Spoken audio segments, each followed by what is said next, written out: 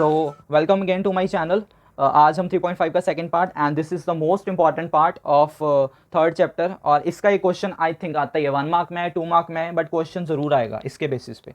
सो सी कैसे करना है, बहुत ईजी है। For which values of a and b does the following pair of linear equation will have infinitely many solution.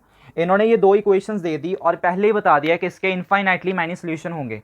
सो फटाफट recall करो इनफाइनाइटली की क्या कंडीशन होती है। ठीक है, तब तक मैं इक्वेशंस लिखता हूं, आप अपने माइंड में लेके आओ कि इनफाइनाइटली की क्या कंडीशंस होती हैं। a plus b y equals to 3a plus b minus 2।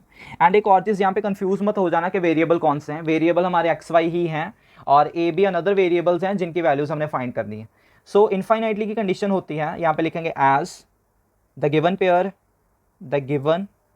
Pair has infinitely many solution. Infinitely many solution मैं थोड़ा सा शॉर्ट में लिख रहा हूँ।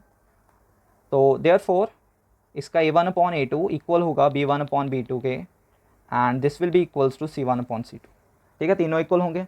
Now what is the value of a1 मतलब फर्स्ट इक्वेशन में x का कोफिशिएंट क्या है हमारा 2, so this is 2 upon second coefficient में x का कोफिशिएंट क्या है हमारा सेकेंड इक्वेशन में, this is a minus b.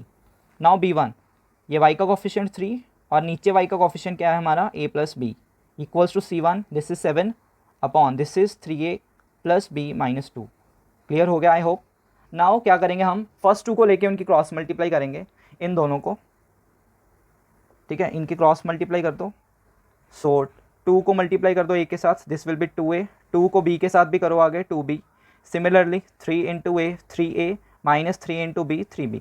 Now a वाले एक साइड कर लो, माइनस 3a इधर आ गया, उधर माइनस 3b और प्लस का 2b minus 2b। So this is minus a and this is minus 5b। So a is equals to 5b।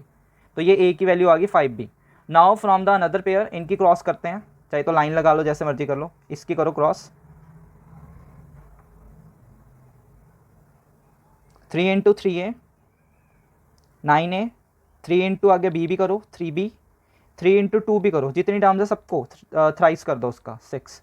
Now equals to 7 into a plus B, this will be 7a plus 7b। अब a वाली और b वाली terms एक side, जैसे मर्जी कर लो। 9a है 7a में इधर ले आता हूँ, माइनस 7a हो गया equals to 7b plus 3b उधर ले गया मैं और माइनस का 6 उधर ले गया प्लस का। So this will B 9 minus 7 2a, 7 minus 3b 4b plus 6। अब देखो a की वैल्यू कितनी है यहाँ पे, तो यहाँ पे पुट कर दो, तो 2 into 5b equals to 4b plus 6। b भी इधर ले ही आता क्योंकि मुझे पता है इधर b वाली टर्म बन गई 5 टू द 10b, तो 4b आ गया इधर माइनस का 6, तो 6b equals to 6, 6 cancels with 6। Now we have 1। Now if b equals to 1, now a कितनी थी हमारी 5b, so a equals to 5 into 1, so this is equals to 5। तो ये आपके दोनों वेरिएबल्स की वैल्यू आ गई, a की 5 और b की 1। आई होप आपको क्लियर आ गया होगा। And this is the important sum, और ये मेरा भी फेवरेट सम है, मैं ज़रूर डालता होता हूँ ये टेस्ट में या क्वेश्चंस में। सो अगला आ गया सेम इसी के लेवल का। For which value of X will the following pair of linear equation will have no solution. मैं इक्वेशन लिखता हूँ, फिर से आप वही करो, नो सोल्यूशन की कंडीशन याद करो। 3x plus y equals to 1, 2k minus 1 into x plus k minus 1 into y equals to 2k plus 1। So no solution because it has no solution. No solution की condition parallel lines, a1/a2 is equal to b1/b2 but it is not equals to c1/c2। now a1 3 upon a2 is 2k minus 1, मतलब x को छोड़ के सारी लिख देनी।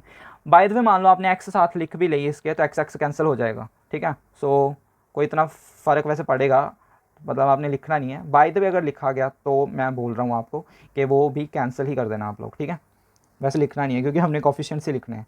सो b1/b2 is 1 upon k minus 1, c1/c2 is 1 upon 2k plus 1। Again फिर से वही, और यहाँ पे नॉट इक्वल टू है, जहाँ पे नॉट इक्वल टू है वहाँ पे नॉट इक्वल टू। अब क्रॉस मल्टीप्लाई इन दोनों की, 3 इंटू के 3k, 3 into 1 3, 2k into 1 2k, 1 into 1 1, 3k plus का 2k माइनस का 2k, -1 माइनस का 3 प्लस का 3 and this is equals to k equals to 2 आ गया हमारा यहाँ से। एंड फ्रॉम हेयर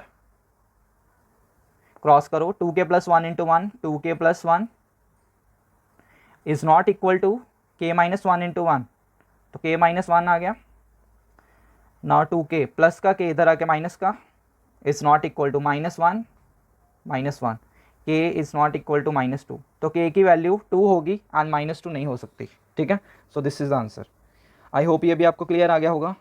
बच्चे क्या करते हैं, कई बार एक साइड ही सॉल्व कर देते हैं, दोनों ही सॉल्व करके आनी है आपने। ठीक है, बता के आना है कि k की वैल्यू कौन सी हो सकती है कौन सी नहीं हो सकती। So thank you for watching. If you like it please subscribe and share my channel. Till now thank you.